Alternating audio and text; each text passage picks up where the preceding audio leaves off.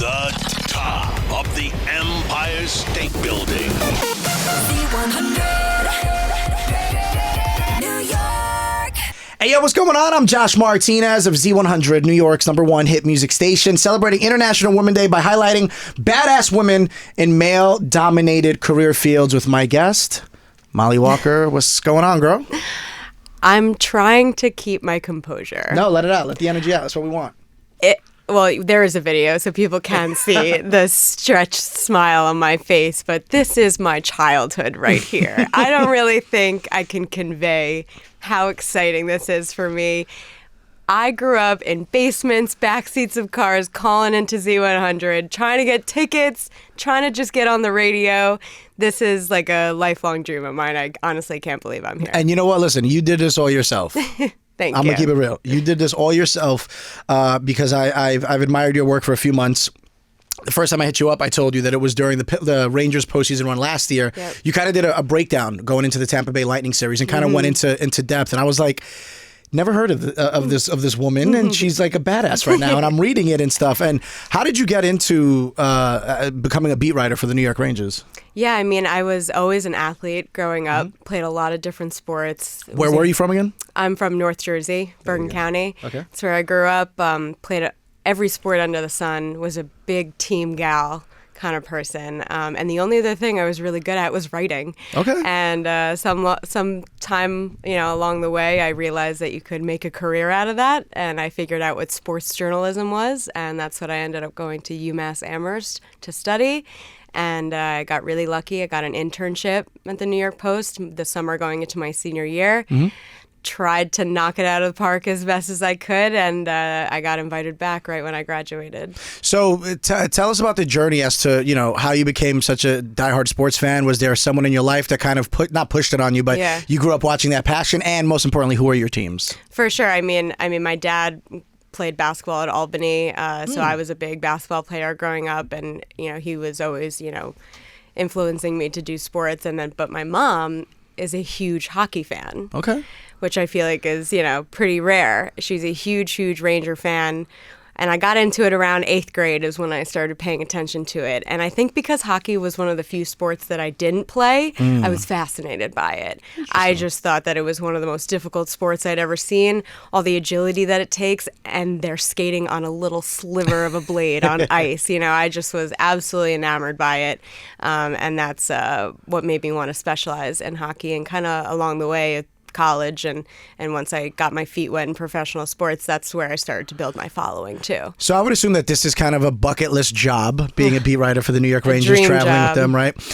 I don't know how this works. So like for us in radio, it's getting a call saying, hey, we're taking you from Cincinnati, which where I was at the time. And essentially it's almost like sports where it's like, you're being drafted by the New York Z100s and you get that call similar to draft. It's the exact same thing. But as a beat writer, is it like a part-time thing? And then all of a sudden somebody retires and they're like, oh yeah, Mollie, you're going to take over for a little bit. And then that little bit just has been there. Yeah, kind of. I mean, I started out as a general assignment sports reporter. So I was doing all the different New York sports, going back to who my teams were growing up. I was a Yankee fan, Knicks fan, Giants fan, no one's across perfect. the board. I'll never reveal my hockey fandom. I look at it this way. I look at it because it's 2023, and I'll use Don LaGreca as an example. He's got a New Jersey Devils tattoo, but he's the voice of the New York Rangers. Like, it's 2023. We're past that, okay? I always say I'm a diehard Yankee fan. I have a Yankee logo tattoo.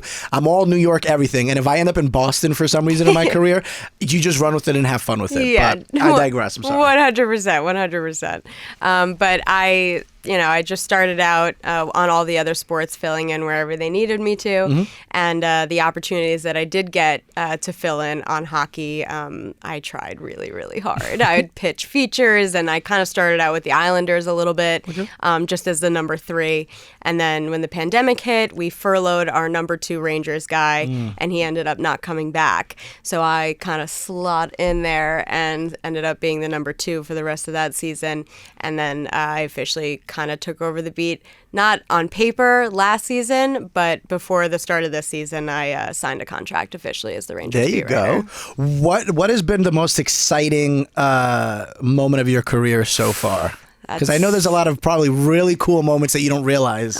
There's so many. I mean, the fact that I've covered 3 straight conference finals, I feel like is pretty underrated. Some writers and people in sports in general don't get to see championships or, big time playoff games like that until maybe even never sometimes. So the fact that I got to watch the Islanders go the last 2 seasons before last, and then the Rangers go to the conference final last season, all 3 of which were in Tampa Bay, by the way. So I got to be in Tampa Bay for quite some time, which was just an added bonus. Such a tough job that you have being in Tampa Bay in April and May.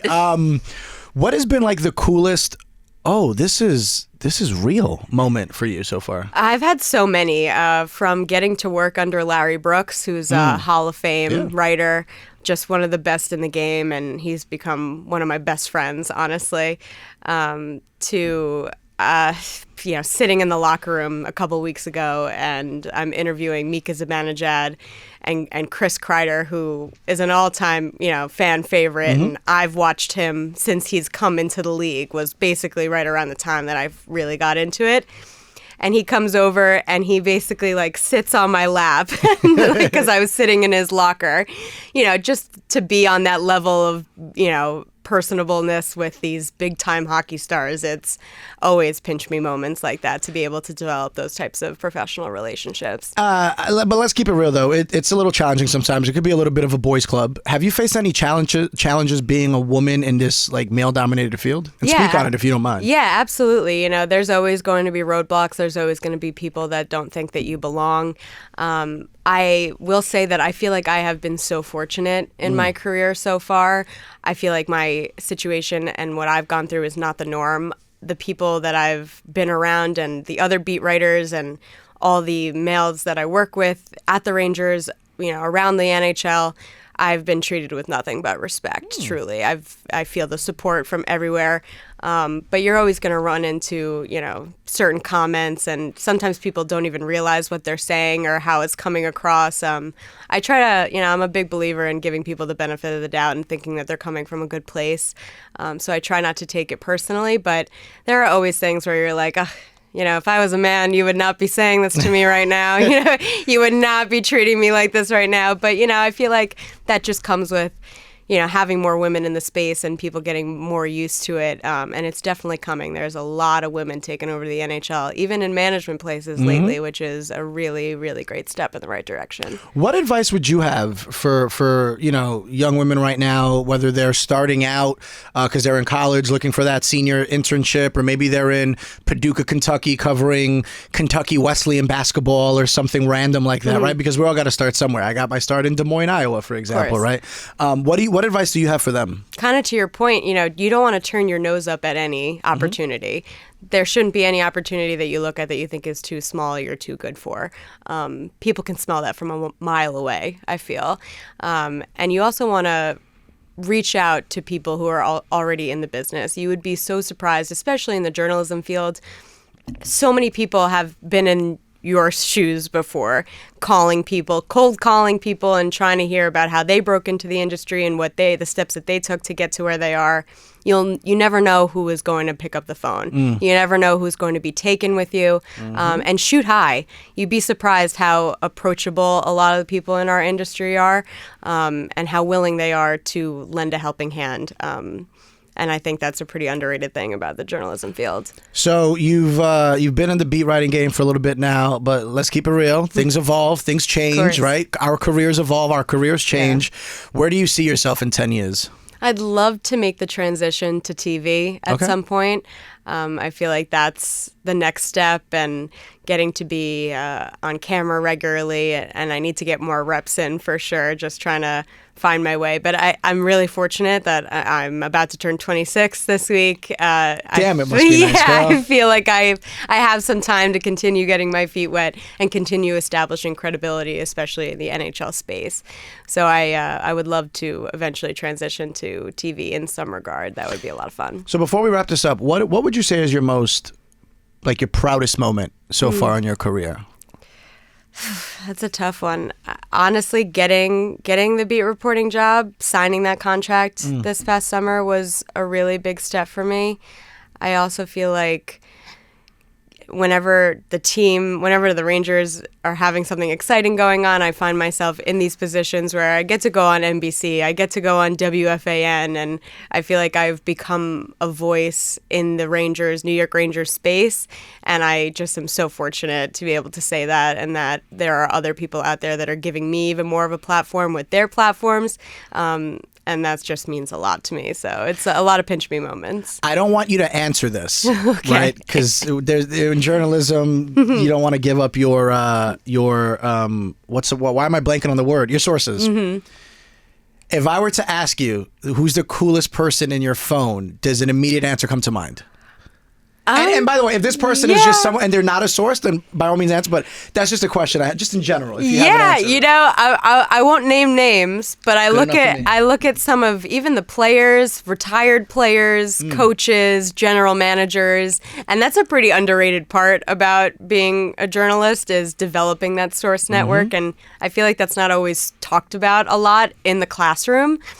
But it's a huge part of it, and it's difficult. It's not easy, especially in a bit of a boys' club like the NHL. I still have agents that I can't even get to text me back, probably just because they think I'm a nobody, and why would they respond to me? Or the unfortunate thing that's happening nowadays where some athletes are making the media to be the bad guy. Yes, that's difficult. That's a difficult obstacle for sure. I think that all boils down to trying to separate yourself almost and develop your own personal relationships with these athletes and coaches and front office people so that they see you in your own individual light, not being grouped it. Because in every space, there are people that give said profession a bad name. Z100 gets it all the time. Where like people think, like, you're at Z100, you must only listen to pop music. And it's like, right? You have no idea. Yeah, no, you get grouped in. It's really easy to. And there are some instances where I don't blame certain players for not wanting to speak to certain reporters and things like that. Not everybody's perfect, but it's on you to present yourself accordingly and to develop that trust and relationship with your subjects so that they do trust you and down the line they are more inclined to give you information and to talk to you like a normal human being. I think that's a big part of it as well. You can just shoot it with some of the guys sometimes and let them know that you're a real person too. You put your pants on the same way every morning as well. So I think that's a big part of it and something that I've been navigating since I got in the space. And you want to get into TV if only you were at market number one covering a team that has an iconic player that happens to be on ESPN where you could make connections. If only that were a thing. Mark Messier, shout out to you, good sir. One more time, Mollie Walker, we appreciate you coming by, celebrating International Women's Day. Any final words that you would like to show love to women that are trying to get into the industry and in 10 seconds or less? What's the best advice you have for them? Shoot for the stars, honestly. There is no level. There is no ceiling. It's already been broken, and I think that you should just keep going. Just keep chasing that dream, and you'll hit your big break soon. From the top of the Empire State Building. Z100.